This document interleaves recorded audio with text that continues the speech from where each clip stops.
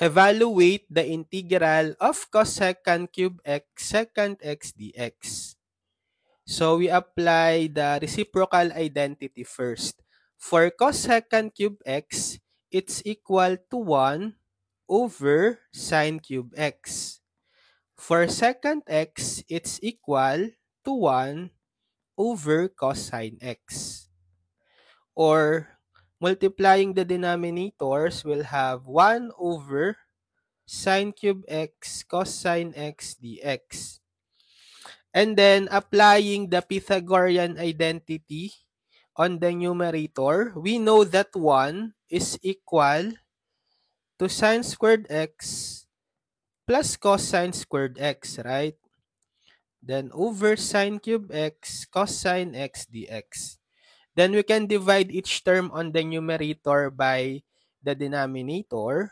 So we have the integral of sine squared x over sine cube x cosine x plus cosine squared x over sine cube x cosine x dx. And then we simplify. So we cancel out the sine squared x with sine cube. So the sine cube x still has an exponent of 1. So therefore, what is left is 1 over sine x times cosine x. Plus, here, we cancel out cosine x on the denominator with the cosine squared x on the numerator. But we still have cosine to the first power on the numerator. So, what is left is cosine x over sine cube x dx. So, for the second integral, for the second term, we can already evaluate this using U substitution. So, if we try to distribute the integral symbol, we'll have the integral of 1 over sine x cosine x dx plus the integral of cosine x over sine cube x dx. So if we evaluate this integral, it is equal, using U substitution, we can let u be equal to sine x because its derivative is cosine x dx, right? So derivative of u du, derivative of sine x is cosine x dx. Substitute. So we have integral of cosine x dx equal to du over sine x, which is u, raised to the third power. So to evaluate this integral, apply negative law of exponent. So 1 over u cubed is equal to u to the negative 3. So using power rule, integral of u to the n du is equal to u to the n plus 1 over n plus 1 plus c, provided that n is not equal to negative 1. So integral of u to the negative 3 is, applying power rule, u to the negative 3 plus 1 over negative 3 plus 1.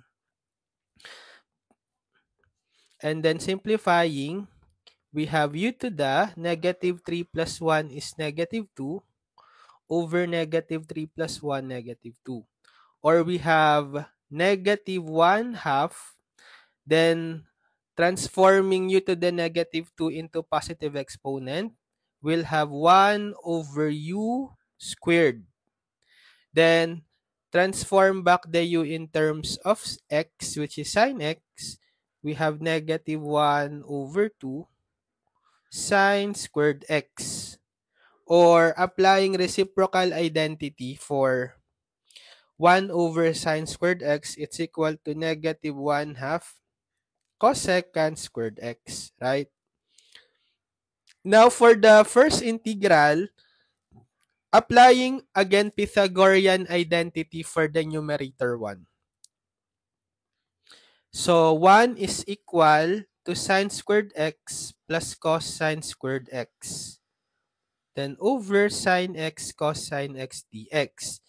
So we can divide each term of the numerator by sine x cosine x. So sine squared x divided by sine x cosine x plus cosine squared x divided by sine x cosine x dx. And then simplify.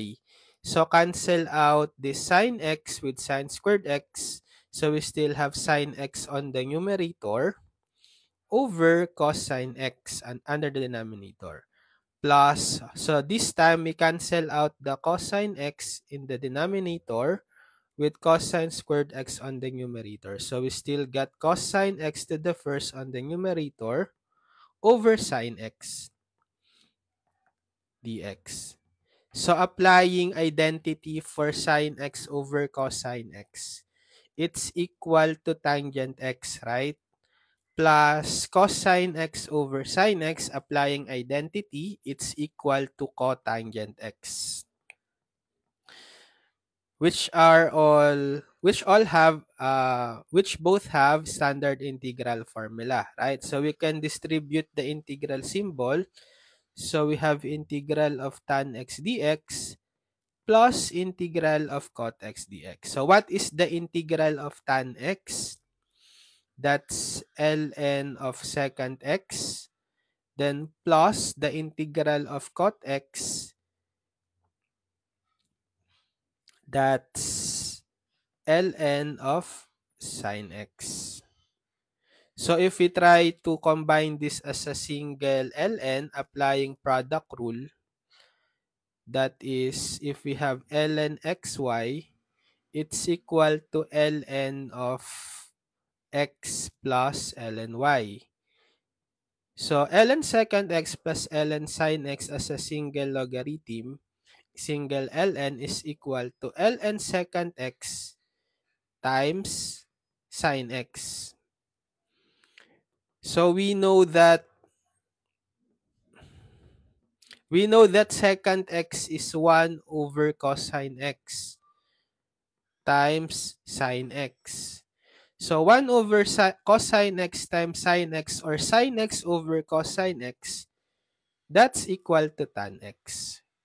So therefore, the final answer combining these two integrals will be ln of tan x minus 1/2 cos secant squared x plus c.